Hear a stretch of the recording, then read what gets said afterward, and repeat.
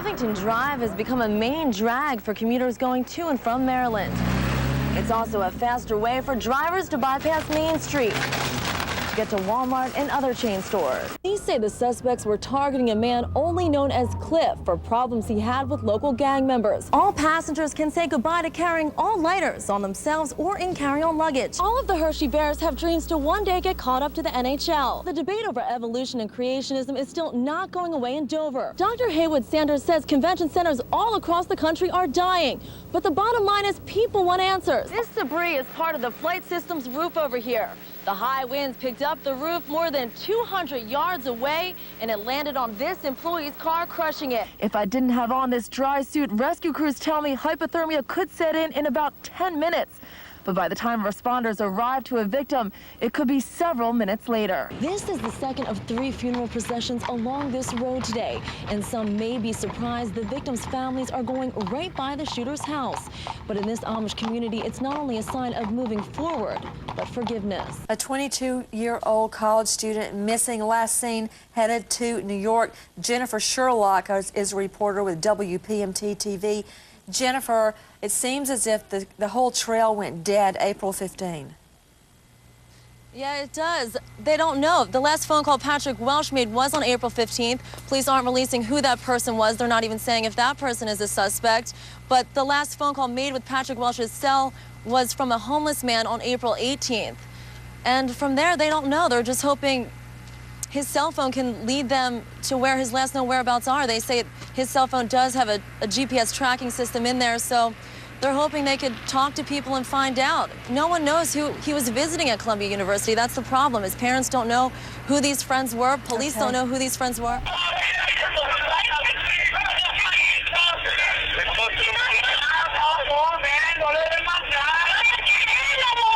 His face is demolished. Maria Granadillo speaks out about what she calls police brutality.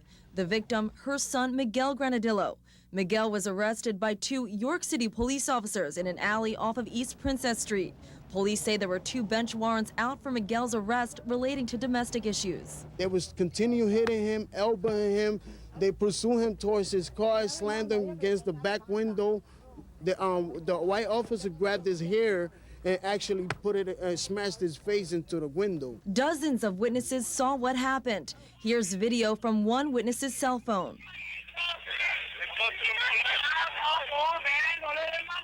Our officers will have to submit a use of force report to us and explain to us why they used the force that they did. Witnesses say the suspect was already handcuffed on the ground here when they say police continued to strike him in the face multiple times.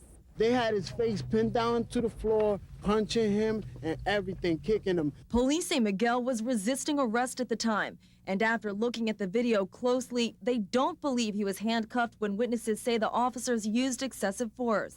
From what we saw in the video, there doesn't appear to be anything on there that would lead us to believe that any brutality took place within the frames of the video. Authorities say a gun was found in Miguel's car. I don't want to speculate as to the amount of force that was used and whether it was appropriate or not. We have channels that we'll go through to verify whether the force was appropriate or not. In York, Jennifer Sherlock, Fox 43 News at 10. Fox 43's Jennifer Sherlock has more from the York County Courthouse with more what the victim's family has to say about the verdict. Relieved and elated. We finally got the justice that's been due for about 2.5 years now. Charlene Hummert's oldest brother, Wayne, explains this trial as a supreme test of self-control. Charlene was found strangled to death in the back of her SUV in a grocery store parking lot in March 2004. Wayne says evidence pointed to Brian Hummert, Charlene's husband, all along. His words and actions pretty much convinced us right away.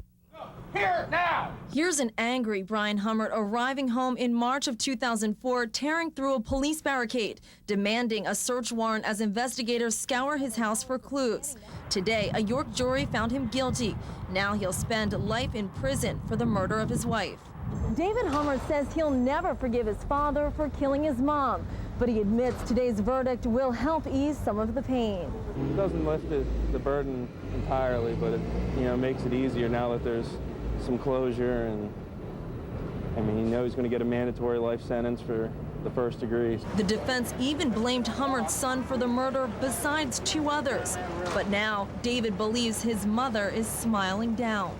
I think she'd be happy with how things went today and that he finally got the punishment he deserved. My client denies the charges, continues to deny the charges against them, and obviously is upset by the verdict. In York, Jennifer Sherlock, Fox 43 News at 10. Heather, Steve Anderson of Avisound is a longtime biker. By day, he's a forklift operator and proof that all walks of life are bikers. But the big thing we want to show you tonight is to never judge a book by its cover. Downtown York is roaring with excitement as thousands of motorcycles roll into the city on Market Street. The young and old alike come out to see the chrome and hear the engine. And people from all professions aren't afraid to sport their finest leather for the big night. I'm a supervisor, believe it or not, for the United States Postal Service. I work at Hershey, at the Hershey chocolate plant in Hershey, Pennsylvania.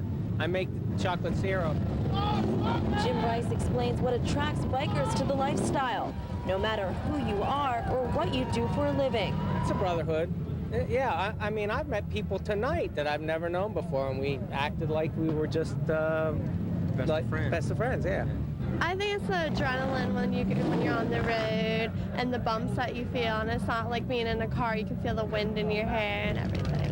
But 14-year-old Jessie was very afraid when she met a group of bikers for the first time.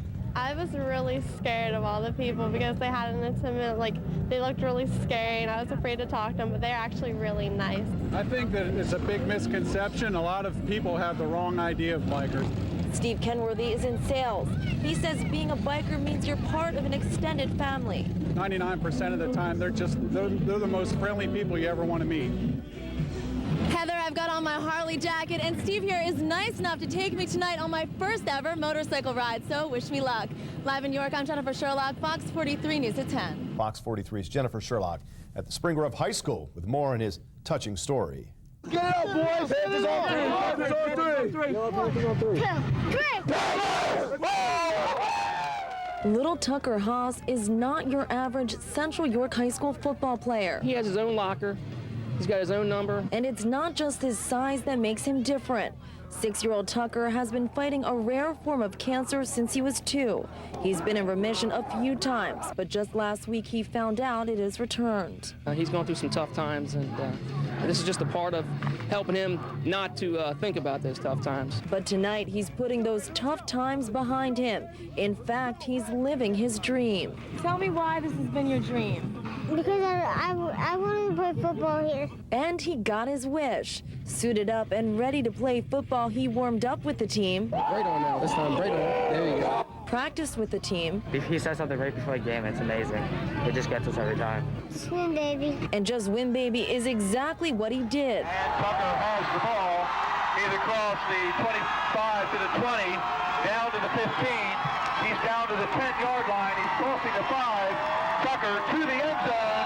Touchdown, Tucker Haas. The opportunity that he's having right now to actually live a dream and to be able to score a touchdown, not knowing if he's ever going to have the opportunity when he gets to this age to do that. Central York fans are wearing Tucker's team shirts, showing their support for the little guy on his first big game night. His dream is to play on this team in the future. Hopefully he will. Number 23, Tucker Haas. Jennifer Sherlock, Fox 43 News at 10. Police are still investigating the death of a 90-year-old woman found inside her Lancaster home. And that means the malls are packed with last-minute shoppers. 5 days after Katrina, thousands are still stranded in New Orleans waiting to be rescued. Police have arrested 3 people in connection with a homicide in Harrisburg earlier this month. 4 robberies in 4 hours kept Derry Township police very busy last night. A 9-year-old Nebraska boy will celebrate the holidays with his family after all.